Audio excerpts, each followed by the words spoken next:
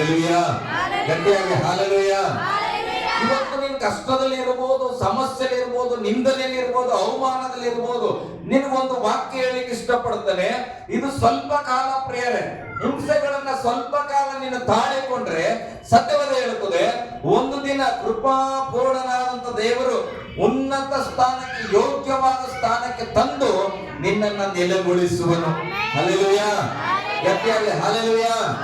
ಆ ಉನ್ನತ ಸ್ಥಾನಕ್ಕೆ ಹೋಗೋವರೆಗೆ ನಿನ್ನ ನಂಬಿಕೆಯನ್ನು ಗಟ್ಟಿಯಾಗಿ ಹಿಡ್ಕೊ. ಏನಿರ್ಲಿ, ಹೋಗ್ತಾ ಇರ್ಲಿ, ಏನ್ ಬೇಕಾದ್ರೆ ಕಳ್ಕೊಂಡ್ರೆ ನಂಬಿಕೆ ಕಳ್ಕೊಬೇಡ್ರಿ. ನಂಬಿಕೆಯನ್ನು ಹಿಡಿದುಕೊಳ್ಳುತ್ತೇವೆ. ಹಲ್ಲೆಲೂಯಾ. ನಿನ್ನ ನಂಬಿಕೆನ ನಿನ್ನ ಸ್ವಸ್ಥ ಮಾಡೋದು, ನಿನ್ನ ನಂಬಿಕೆನ ನಿನಗೆ ವಾಗ್ದಾನಗಳನ್ನ ನೆರವೇರಿಸುವಂಥದ್ದು. ಅಬ್ರಾಹ್ಮನಿಗೆ ವಾಗ್ದಾನ ಮಾಡಿದ ದೇವರು ಮುಪ್ಪಿನ ಪ್ರಾಯದಲ್ಲಿ, ಅಬ್ರಾಹ್ಮನೇ ನಿನ್ನ ಸಂತತಿಯನ್ನ ಮರಳಷ್ಟು ಮಾಡ್ತಾನೆ, ನೀನು ಆಕಾಶದ ನಕ್ಷತ್ರದಷ್ಟು ಮಾಡ್ತಾನೆ. ನಂಬಿದನು. ಆ ನಂಬಿಕೆ ಆತನನ್ನು ನೀತಿವಂತನಾಗಿ ಬದಲಾಯಿಸಿದಂತ. ಹಲ್ಲೆಲೂಯಾ. ಬೈಬಲ್ ಹೇಳುತ್ತೆ, ಅಬ್ರಾಹ್ಮನ ನಂಬಿಕೆ ನೀತಿವಂತನನ್ನಾಗಿ ಮಾಡಿತು. ಹಾಗಾದ್ರೆ ನಿನಗೆಂತ ನಂಬಿಕೆ ಇದೆ? ನಿನ್ನ ಕುಟುಂಬ ಯೋಗ್ಯ ಸ್ಥಿತಿಗೆ ಹೋಗ್ತದೆ, ನಂಬಬೇಕು. ನಿನ್ನ ಕುಟುಂಬ ಅಭಿವೃದ್ಧಿ ಆಗ್ತದೆ, ನಂಬಬೇಕು. ನಮ್ಮ ಸಭೆ ಉಜ್ಜೀವನದಲ್ಲಿ ಇರ್ತದೆ, ನಾನು ನಂಬುತ್ತೇನೆ. ಹಲ್ಲೆಲೂಯಾ. ಗಟ್ಟಿಯಾಗಿ ಹಲ್ಲೆಲೂಯಾ.